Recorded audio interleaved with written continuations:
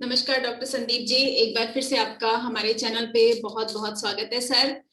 हमने पिछली वीडियो बनाई थी, उसके बारे में उसके आगे का पार्ट जो है ये आज का वीडियो है सर, क्योंकि लास्ट टाइम हमने डिस्कस किया था कोलेस्ट्रॉल के बारे में, कोलेस्ट्रॉल एंड ऑक्सीडाइज कोलेस्ट्रॉल, जिसकी वजह से आपने बताया था कि बहुत तरह के कैंसर्स का वो कारण बनता है। उसी को आगे बढ़ाते हुए आज हम सोल्यूशन के बारे में बात करेंगे। और इससे पहले कि हम सोल्यूशन के बारे में चर्चा करें, मैं चाहूंगी कि आप अपना थोड़ा सा इंट्रोडक्शन दे दें हमारे दर्शकों को, जो नए लोग जुड़े हैं हमारे साथ। Sure sure. हेलो एवरीवन, मेरा नाम डॉक्टर संदीप शर्मा है और मैं उर्मलिया लाइफस्टाइल मेडिसिन से हूँ। और आज का टॉपिक जो है वो पुराना टॉपिक जो हमने लिया था उसी का कंटिन्यूएशन है। पिछले टॉपिक में अगर आपने वो वीडियो मिस कर दी है तो मैं रिक्वेस्ट करूंगा कि प्लीज उसको डिस्क्रिप्शन में डाल दे, ताकि जो भी देखने वाले हमारे जितने भी पेशेंट बोलिए या फिर मेंबर्स बोलिए वो उसको देख लेंगे तो ये चीजें ज्यादा अच्छे से समझ में आएगी। तो आज अपन इस टॉपिक पे डिस्कस करेंगे कि कोलेस्ट्रॉल को कैसे कम करना है और ऑक्सीडाइज कोलेस्ट्रॉल को कैसे कम करना है, और उनके द्वारा जो डैमेज हो गया है उसको अपन राइट नाउ अब उसमें और बेस्ट ऑफ द सिचुएशन अपन क्या कर सकते हैं, उनका इफेक्ट है उसको कैसे अपन रोक सकते हैं। तो आज इसी के बारे में अपन आज डिस्कस करेंगे। जी, तो सर मैं जानना चाहूंगी कि हमारे किचन में ऐसी कौन से फ्रूट्स वेजिटेबल्स हैं जो हमको उससे रिवर्स कर सकते हैं, और ऐसे कौन से स्पाइसेस हैं। सर एक सवाल और है, सिंस इसके बाद सारा you will be taking over everything.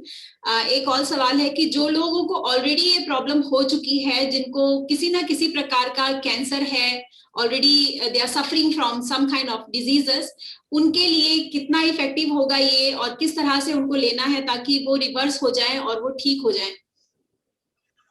Exactly. तो पहले अपन इस पे फोकस करते हैं कि अगर कोलेस्ट्रॉल बढ़ा हुआ है और ऑक्सीडाइज कोलेस्ट्रॉल बढ़ा हुआ है तो सबसे पहला, मैंने पिछले वीडियो में बताया था, अपने को वो करना है कि जहां से वो आ रहा था वहीं पे बंद, वो चीजें ही बंद कर दो। अगर वो एनिमल प्रोडक्ट से आपका कोलेस्ट्रॉल आ रहा है तो अपन क्या करेंगे, एनिमल प्रोडक्ट बंद कर देंगे, तो ये तो स्टॉपेज वहीं पे हो गया 50%। लेकिन अब बढ़ गया, आप क्या करें, जो कोलेस्ट्रॉल आपने पहले ले रखा है वो तो अभी बॉडी के अंदर है, अब उसका क्या करना है। तो अब ये उसका सोल्यूशन है। सर एक सवाल और मेरा है कि ये जो कोलेस्ट्रॉल आपने बताया, जो कोलेस्ट्रॉल बढ़ जाता है, इसका कोई टेस्ट होता है क्या? किसी टेस्ट से हम पता लगा सकते हैं कि हमारे शरीर में कोलेस्ट्रॉल बढ़ा हुआ है? यस, कोलेस्ट्रॉल का टेस्ट होता है और ऑलमोस्ट यू कॉन्ट, विश्वास नहीं करेंगे, हर पेशेंट का टेस्ट होता है, चाहे उसको कोई भी बीमारी हो। कोलेस्ट्रॉल, ट्राइग्लिसराइड, सीबीसी, ये तो होता ही होता है। जो भी पेशेंट होगा उसके पास उसका कोलेस्ट्रॉल का पक्का होगा रीडिंग कितना है। जो सबसे आइडियल रीडिंग में मानता हूँ उसको मानता हूँ मैं 150 के आसपास, क्योंकि ऐसा देखा गया है जो 150 के आसपास जो कोलेस्ट्रॉल रहता है वो इंडिकेट करता है कि वो जो मरीज है वो अच्छा लाइफस्टाइल मेंटेन कर रहा है, तभी 150 आ सकता है। नहीं तो वो हमेशा 200 और 250 के आसपास रहता है। ट्राइग्लिसराइड मैं एकदम आइडियल टारगेट मानता हूँ 120 से 100 के आसपास। लेकिन कई सारे गाइडलाइंस में 200 नॉर्मल लगा हुआ है, कोलेस्ट्रॉल 250 लोग नॉर्मल मान लेते हैं। तो मैं उस लेवल को सबसे अच्छा मानता हूँ जहां पे डिजीज जो है 95% कम हो, तो वो लेवल है 150 से नीचे, और ट्राइग्लिसराइड का 120 और 100 के आसपास। ठीक है, तो ये तो हो गया टेस्ट जिससे अपन पता करेंगे कि कोलेस्ट्रॉल खराब है। तो अब अपनी स्ट्रेटेजी अपने को देखना है कि अब कोलेस्ट्रॉल तो बढ़ गया, तो अब उसकी कैसी अपन ऐसी स्ट्रेटेजी बनाए कि जहां से आ रहा था उसको तो अपन ने बंद कर दिया। ठीक है, अब जो पहले से ही कोलेस्ट्रॉल है अब उससे कैसे निजात पाई जाए। हम्म। ठीक है, ये तो होगा कोलेस्ट्रॉल के लिए। और ऑक्सीडाइज कोलेस्ट्रॉल जो हमारे बॉडी के अंदर बना और जो हम बाहर से ले रहे थे, तो हम जो बाहर से ले रहे थे उसको तो अब अपन क्या करेंगे, बिल्कुल बंद कर देंगे। हम्म। तो अब जो हमारे अंदर बॉडी में जो अब बचा हुआ है जो पहले से ही है, जिसको अब हम ले नहीं रहे, लेकिन हमारे अंदर स्टोर तो है ही ऑक्सीडाइज कोलेस्ट्रॉल और कोलेस्ट्रॉल। अब इसको कैसे मैनेज करें, अब आज पूरा टॉपिक उसी के बारे में। तो सबसे पहले अपन क्या करेंगे, कोलेस्ट्रॉल अगर बढ़ा हुआ है, अपन ने लेना बंद कर दिया, तो देर समय धीरे धीरे तो बंद कम हो जाएगा। लेकिन अगर अपन उस प्रोसेस को फास्ट करना चाहते हैं तो अपन, मैं आपको एक बहुत अच्छा चीज बताता हूं। जो कोलेस्ट्रॉल लोअरिंग ड्रग्स है, जो कोलेस्ट्रॉल को कम करने वाली दवाइयां हैं, करीबन करीबन उतने ही इफेक्टिवनेस है उसकी। अच्छा। मतलब या तो आप दवाई ले लीजिए या फिर वो चीज ले लीजिए। और वो स्पाइस का नाम है, उसको बोलते हैं ब्लैक क्यूमिन, जिसको ओके। अपने इंडियन नॉर्मल लैंग्वेज में बोलते हैं कलौंजी। कलौंजी का दाना जो ब्लैक कलर का होता है, जिसको ब्लैक क्यूमिन भी बोलते हैं, नटमैग फ्लावर भी बोलते हैं, कई जगह उसको नाइजीरिया सीड भी बोलते हैं, ठीक है, और ब्लैक कैरावाई। तो आप जो नाम से फेमिलियर हो वो समझ लीजिए, ठीक है। इसको जो साइंटिफिक लिटरेचर में है उसको अपन ब्लैक क्यूमिन बोलते हैं, या फिर अपने यहाँ जनरली उसको कलौंजी बोलते हैं। अगर उसका 1/4 स्पून अगर आप लेते हैं डेली बेसिस पे, उसका इफेक्टिवनेस करीबन करीबन जो स्टैटिन ड्रग्स होते हैं, जैसे लिप्टर होता है जो कम करने वाला ड्रग्स, उसके बराबर इफेक्टिव है। तो आप अपना कोलेस्ट्रॉल कम करने की दवाई को छोड़ के अगर आप इसको लेंगे तो बराबर ही असर आएगा, मगर एक प्रॉफिट भी है। कोलेस्ट्रॉल की दवाई का साइड इफेक्ट होता है डायबिटीज और हार्ट डिजीज हो जाना, लेकिन अगर आप ये ब्लैक क्यूमिन लेंगे या फिर इसको लेंगे तो इसके वो साइड इफेक्ट्स भी नहीं होंगे आपको। प्लस इसके खुद के और भी बेनिफिट्स है, जिसको मैं बोलता हूँ साइड बेनिफिट्स। तो दवाई से तो कहाँ साइड इफेक्ट हो रहा था, यहाँ पे आपको क्या होगा, साइड बेनिफिट होगा। तो एक तीर से दो निशाने हो गए, आपका कोलेस्ट्रॉल भी लोअर हो गया और वो ब्लैक क्यूमिन जो है बहुत सारी जगह और अच्छी इफेक्ट तो करते ही है, जिसका तो कोई लिमिट ही नहीं। तो ये तो हो गया कि कैसे अपन कोलेस्ट्रॉल को कम करेंगे। तो एक स्ट्रेटेजी क्या है, कोलेस्ट्रॉल लेना बंद कर दो, और उसके बाद क्या करें अपन, ब्लैक क्यूमिन अगर लेना चालू करेंगे तो हमको स्टैटिन ड्रग्स के बिना ही हमारा कोलेस्ट्रॉल एकदम स्टैंडर्ड लेवल पे आ जाएगा। अब अपन बात करते हैं ऑक्सीडाइज्ड कोलेस्ट्रॉल। तो मैंने पिछली वीडियो में समझाया था, अगर कोलेस्ट्रॉल हमारा कम रहेगा तो ऑक्सीडाइज्ड कोलेस्ट्रॉल वैसे ही नहीं बनेगा, पहला। दूसरा, अगर हमारा एंटीऑक्सीडेंट अगर बहुत हाई नंबर पे रहेगा तो हमारा कोलेस्ट्रॉल क्या होगा, ऑक्सीडाइज ही नहीं हो पाएगा।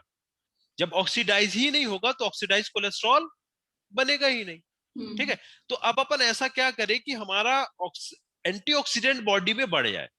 तो उसका सिंपल तरीका है, इसको बोलते हैं आई टेस्ट। आपको क्या करना है, वेजिटेबल मार्केट जाना है, वहां पे देखना है सबसे हरे से सबसे हरा कौन सा है।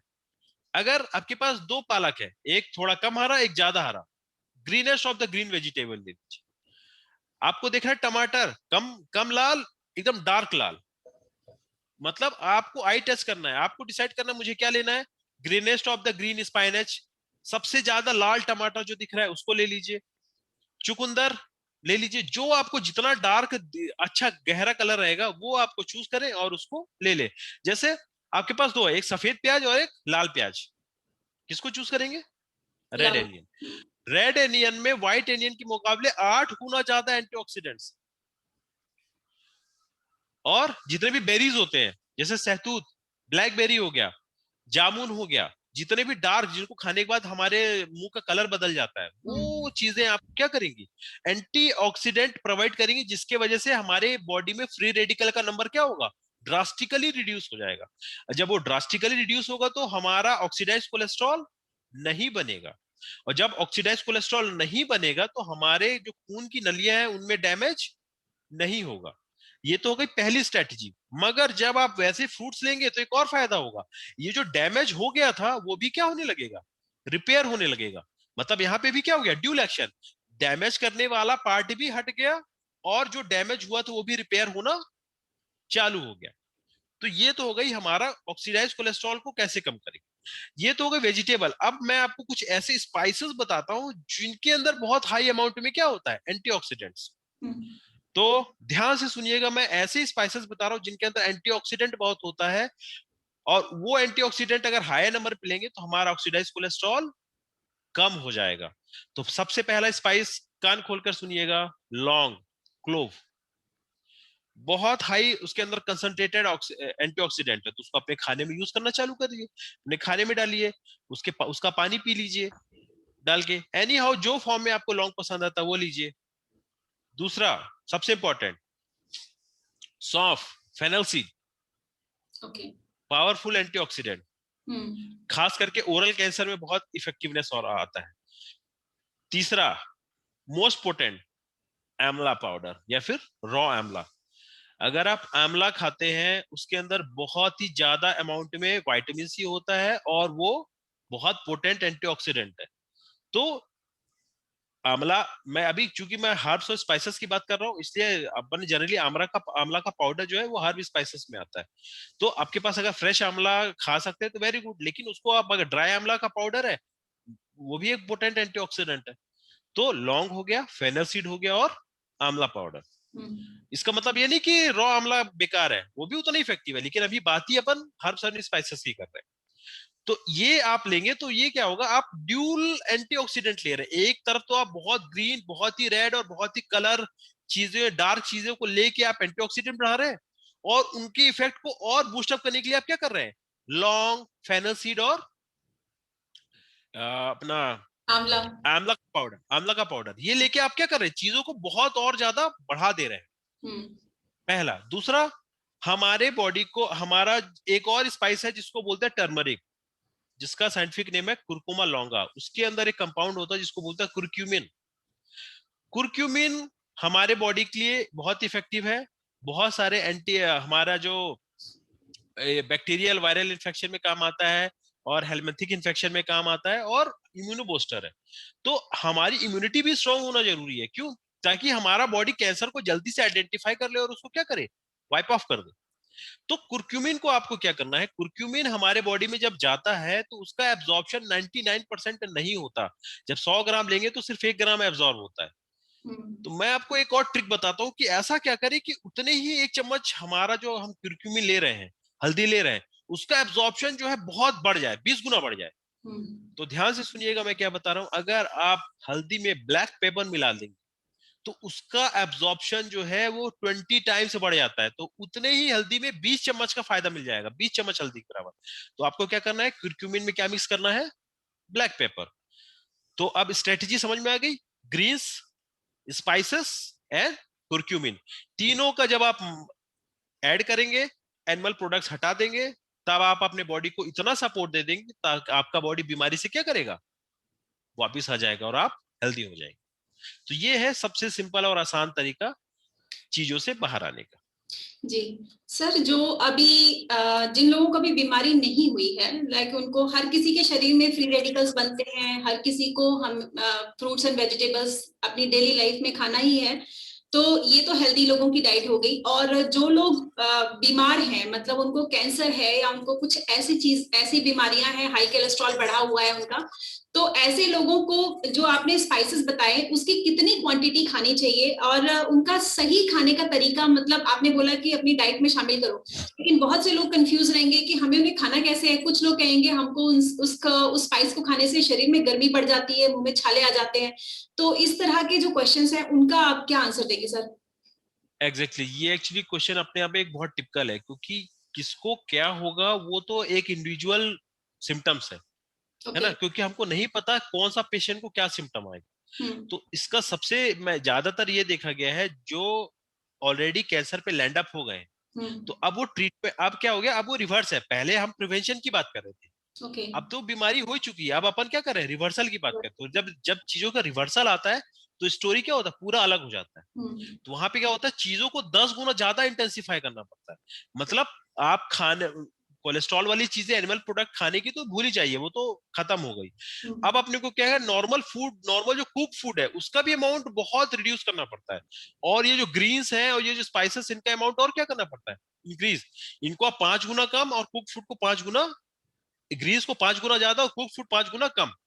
मतलब जो वही चीजें जो इसको नहीं है वो बराबर बराबर खाएगा तब भी काम चल जाता है, लेकिन जो एक बार लैंड अप कर गया है तब तो फिर वो स्ट्रेटेजी पूरी बदल जाती है। तब अपने को चीजों को क्या करना पड़ेगा, 10 गुना एनहेंस करना पड़ेगा। मतलब आप फ्रूट्स, वेजिटेबल्स, ग्रीन्स, स्पाइसेस को बहुत ज्यादा बढ़ा देंगे, और कुक्ड फूड और फालतू फूड को अपन क्या करेंगे, बहुत ज्यादा कम कर देंगे। तब जाके रिवर्सल क्या होगा, चालू होगा। अब इसकी क्वांटिटी कैसे रखनी है वो पेशेंट के वेट के ऊपर डिपेंड करेगा, उसका वेट क्या है। प्लस कुछ कुछ कंडीशन में तो कुक्ड फूड ऑलमोस्ट बंद करना पड़ता है, ताकि बॉडी पूरी तरीके से सिर्फ इसी पे ही चले, सिर्फ एंटीऑक्सीडेंट, क्योंकि उसके अंदर पहले से इतने फ्री रेडिकल हो गए हैं कि अब तो नया लेने को तो छोड़िए, अब जो है उसी को क्या करना है, अपने को वाइप ऑफ करना है। तो ये स्ट्रेटेजी अलग अलग स्टेज ऑफ कैंसर के अलग अलग जगह पे अलग अलग होती है, उसको एग्जैक्ट मैं यहाँ पे नहीं बता सकता। लेकिन एक चीज क्लियर हो गई, खाना तो यही सब चीज है।